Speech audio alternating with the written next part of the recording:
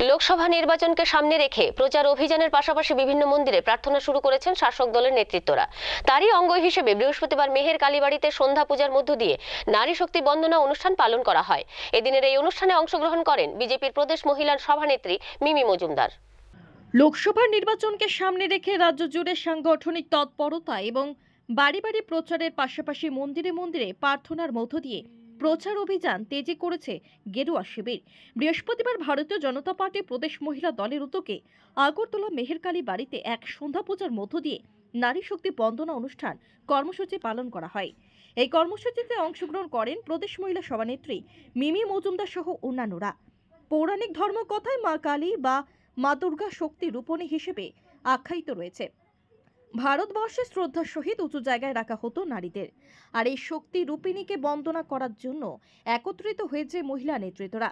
বৃহস্পতিবার শক্তি বন্দনা কর্মসূচি চলাকালীন এক সাক্ষাৎকারে এই কথা বলেন প্রদেশ মহিলা সভানেত্রী মিমি মজুমদার।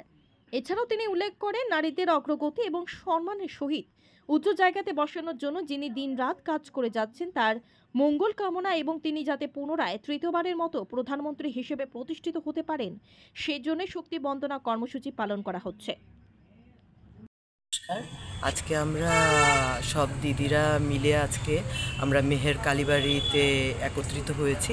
আজকে আমরা যে মা কালী বা মা দুর্গা যারা শক্তিরূপিণী, আমরা ভারতবর্ষের যারা দেবদেবীদের পূজা করে আসি বা আমরা যারা সংস্কৃতিতে এবং পৌরাণিক গাথাতে আমরা যারা ভীষণভাবে আপ্লুত বা আমরা যারা সেগুলোকে মেনে আমরা চলছি, সেই জায়গাতে বলতে চাইবো যে আমাদের নারী শক্তিকে আমরা স্বমহিমায় এবং নারী শক্তিকে যে বিভিন্ন সময় থেকে, সেই পৌরাণিক সময় থেকে যে নারী শক্তিকে শ্রদ্ধার জায়গাতে এবং একটা মান সম্মানের জায়গাতে একদম উচ্চ পদস্থে, মানে একটা সোসাইটির সবচেয়ে উচ্চ জায়গাতে কিন্তু ভারতবর্ষের নারীদেরকে রাখা হতো এবং সেই জায়গাতে কিন্তু এখনের সময়েও আমরা নারীকে কিন্তু সেইভাবেই কিন্তু মানে রেসপেক্ট বা শ্রদ্ধার জায়গাতে রাখি।